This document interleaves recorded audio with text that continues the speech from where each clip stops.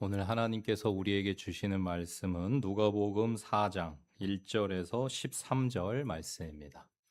누가복음 4장 1절부터 13절까지 한마음 한 목소리로 함께 읽겠습니다. 누가복음 4장 1절부터 13절 같이 읽습니다. 예수께서 성령의 충만함을 입어 요단 강에서 돌아오사 광야에서 40일 동안 성령에게 이끌리시며 마귀에게 시험을 받으시더라. 이 모든 날에 아무것도 잡수시지 아니하시니 날수가 다함에 줄이신지라. 마귀가 이르되 내가 만일 하나님의 아들이거든 이 돌들에게 명하여 떡이 되게 하라. 예수께서 대답하시되 기록된 바 사람이 떡으로만 살 것이 아니라 하였느니라. 마귀가 또 예수를 이끌고 올라가서 순식간에 천하 만국을 보이며 이르되 이 모든 권위와 그 영광을 내가 내게 주리라. 이것은 내게 넘겨준 것이므로 내가 원하는 자에게 주노라. 그러므로 내가 만일 내게 절하면 다 내 것이 되리라.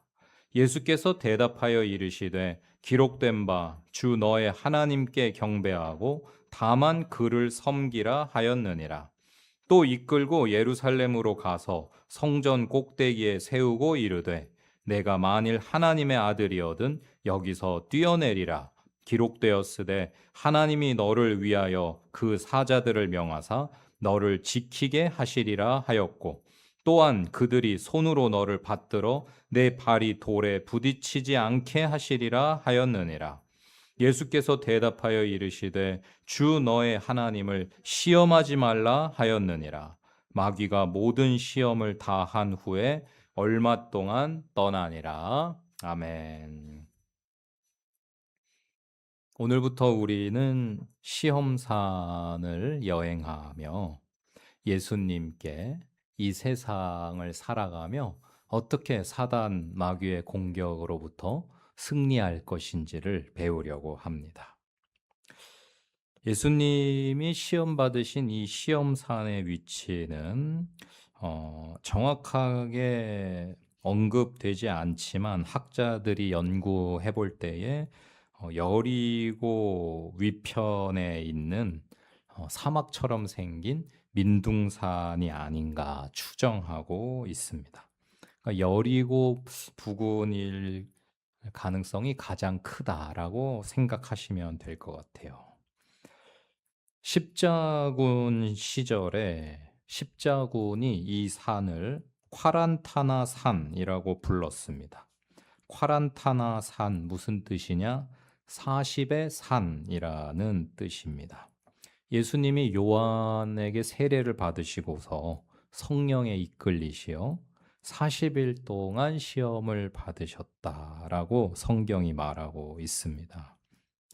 그래서 예수님이 시험을 받으셨기 때문에 이제 시험산이라고 불려지고 있는데 아마도 그런 어, 의미를 담아서 40의 산이라고 불렀던 것 같아요.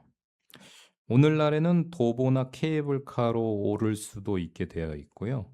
또 천연 동굴이 많이 분포되어 있는 그런 지역이기도 합니다. 그래서 그곳에 이제 방문을 하는 사람들이 은혜를 받게 되는 것은 정말 그러한 동굴 가운데에 예수님께서 40일 동안 시험을 당하시면서 금식하시며 기도를 하셨을 것을 이렇게 생각해 보면서 그 동굴 안에서 또 잠시 기도를 하며 은혜를 누린다고 합니다. 산 중턱에는 그리스 정교회에서 세운 수도원도 하나 세워져 있다고 합니다.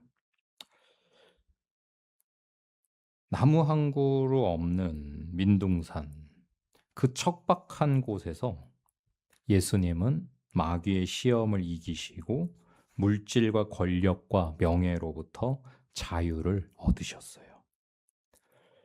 인생 누구나가 쉽게 걸려 넘어지는 장애물들이죠. 물질, 권력, 명예. 그러한 것들에 눈멀지 않고 마음을 빼앗기지 않고 어떻게 예수님이 가지고 오신 하나님 나라를 누리며 살 수 있는지를 명확하게 가르쳐 주시려고 사실은 시험을 당하실 필요가 없으신 예수님께서 우리를 위하여 시험을 당하셨습니다. 우리는 이 시험산에서 예수님이 겪으신 사단의 그 세 가지 시험을 통해 우리가 예수님을 따라가는 제자들로서 예수님이 가신 길이 어떤 길이었으며 우리는 어떠한 삶을 살아야 할지 모범을 발견할 수 있습니다. 이제 오늘 이 시간부터 시험산을 함께 여행하시는 동안 우리가 이 세상을 넉넉히 승리할 수 있는 그 비법을, 지혜를 그 40일간의 시험을 통해 알려주신 그 예수님이 우리의 인생의 모범이 되시기를 축복드립니다. 우리는 모두가 하나님이 주신 사명을 가지고 있어요. 무슨 말인가? 그냥 존재하는, 우연히 존재하는, 그냥 있어도 되고 없어도 되는 필요 없는 그런 존재가 아니라는 거예요. 저와 여러분 한 사람 한 사람은 하나님께서 명확한 뜻과 목적을 가지고 창조한 하나님의 자녀들이며 우리가 2026년 은혜로운 교회로 살아가는 데에는 분명한 하나님의 섭리하심과 인도하심이 있다는 것입니다. 예수님께서도 이 땅에 오신 명확한 하나님의 뜻이 있으셨고 예수님은 그 하늘의 뜻을 이루기 위하여 이 세상을 살다가 가셨는데요.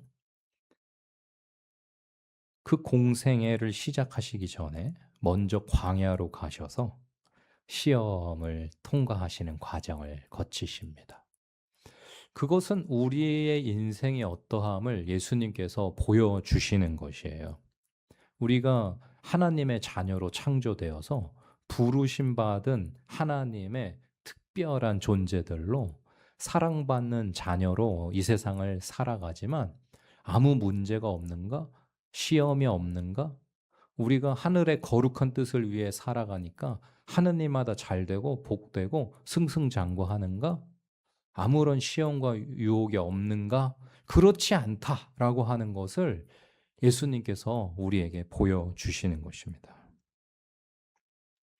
예수님이 시험을 받으신 이 사건은 너무나 중요하기 때문에 공관복음 모두에 기록되어져 있습니다. 복음서가 4가지인데 비슷한 3가지를 공관복음이라고 부릅니다. 같은 관점으로 쓰여졌다는 것이죠. 앞에 3가지, 마태복음, 마가복음, 누가복음이 바로 공관복음입니다. 그리고 요한복음만 따로 독특한 위치를 가지고 있죠. 마태, 마가, 누가 이 공관복음 모두에 예수님이 시험을 받으신 사건이 자세히 소개가 되어져 있습니다.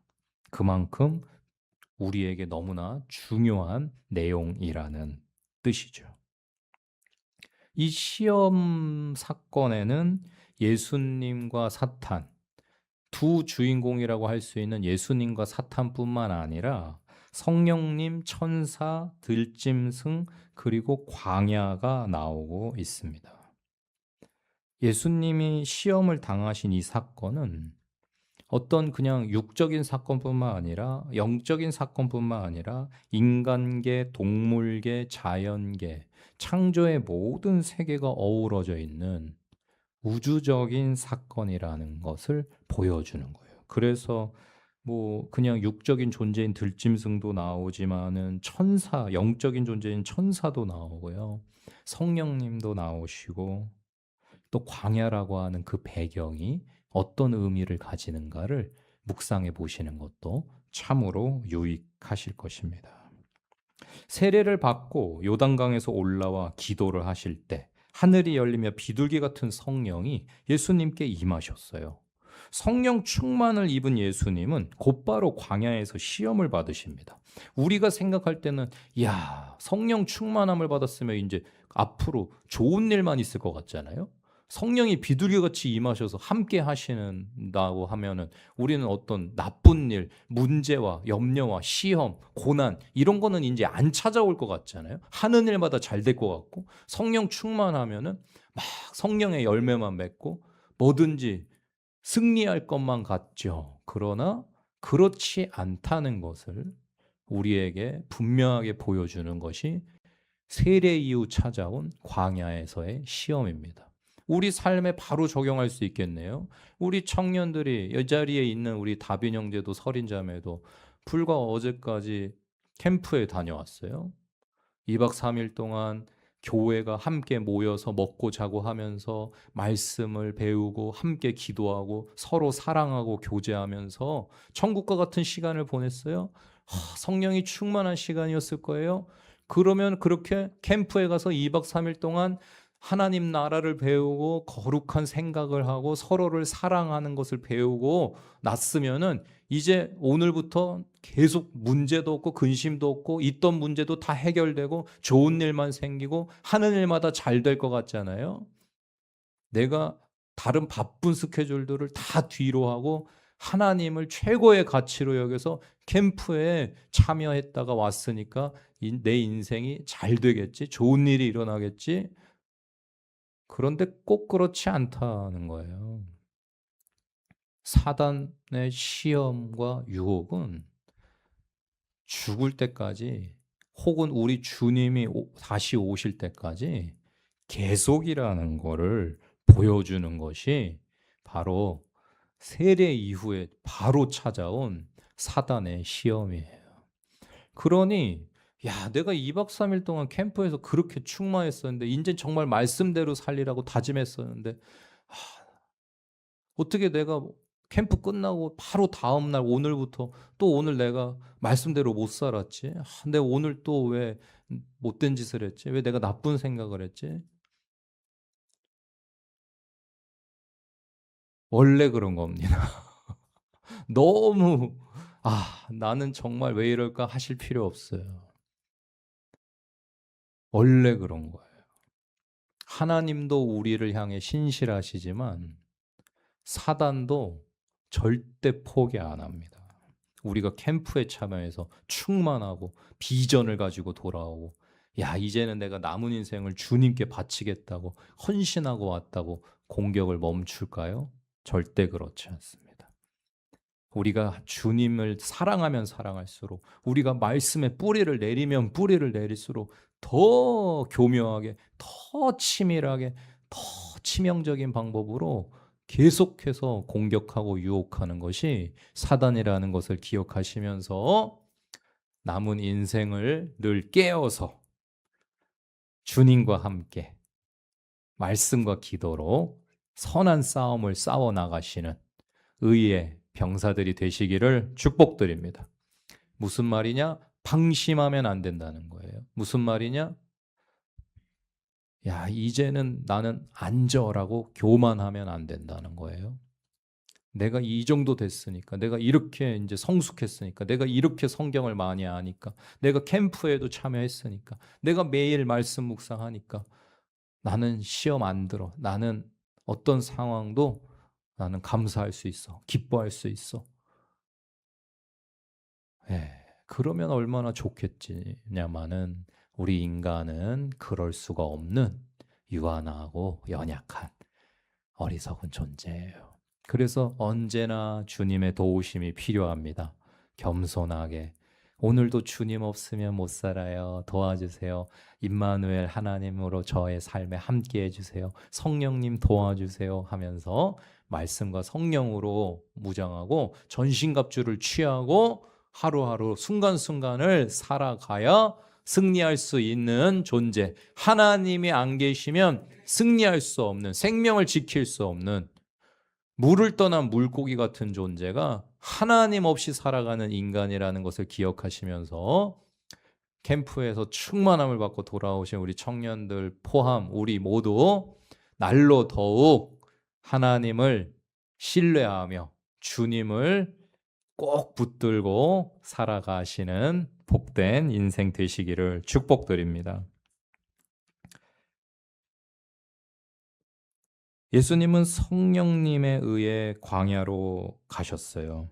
마가는 성령이 예수님을 광야로 몰아냈다라고 표현을 하는 반면에 마태와 누가는 예수님이 성령의 이끌림을 받아 광야로 가셨다고 기록을 하고 있어요. 뭐 성령이 몰아내셨든 이끌림을 받아서 가셨든 성령이 주도하시고 주장하셨다는 것을 강조하는 것이죠. 우리 인생이 바로 그와 같아야 한다는 것입니다. 예수님이 성령 세례를 받으시고서 성령님을 마음대로 무슨 자기의 초능력인 것처럼 성령 이리 따라오시오. 뭐 성령 지금 이걸 해주시오. 예수님이 이렇게 성령님을 막 부리신 게 아니고 성령님을 데리고 다니신 게 아니라 예수님이신데도 성령의 인도하심, 성령의 이끄심, 성령의 주도하심에 순복하면서 인간이신 이상은 성령님을 전적으로 존중하고 신뢰하며 성령의 뜻을 따르셨다는 것을 여러분 생각하시면서 예수님도 그렇게 사셨는데 우리들은 참으로 성령 하나님을 신뢰하며 존중하며 내 인생의 마음에 늘 사모하며 모셔드리며 성령님과 함께인데 내가 성령님 끌고 다니는 게 아니라 성령께서 예수님을 광야로 내모신 것처럼 이끄셨던 것처럼 성령님 오늘은 저의 걸음을 어디로 이끌어 주실 거예요? 성령님 오늘은 제 하루에 어떤 일들 가운데 저와 함께 하시고 이기게 하실 겁니까? 성령님께 주도권을 내어드리고 성령님이 나의 주인 되심을 인정하고 어떤 것들을 할 때 늘 성령님께 묻고 성령님을 기대하고 성령님을 초청하고 하면서 성령께서 주시는 지혜로 능력으로 하루하루를 승리하시는 성령의 사람들이 다 되시기를 축복드립니다. 만약에 예수님이 내가 성자 하나님인데 뭘 나를 자꾸 광야로 끌고 가려고 그러냐고 성령님이 광야로 가서 40일을 훈련하자고 하시는데 만약에 뻗대셨다면은 불순종하셨다면은 그 광야에서의 40일의 훈련을 통해 사단의 시험을 이기는 그 체험을 가지고 남은 공생애를 사시지 않았다고 하면 십자가까지 승리하시지 못하셨을 수도 있어요. 예수님께서는 인생은 어찌해야 끝까지 하나님 편에서 승리하며 살아갈 수 있는가? 자신이 친히 보여주신 것이에요. 성령님의 이끄심을 따라야 한다.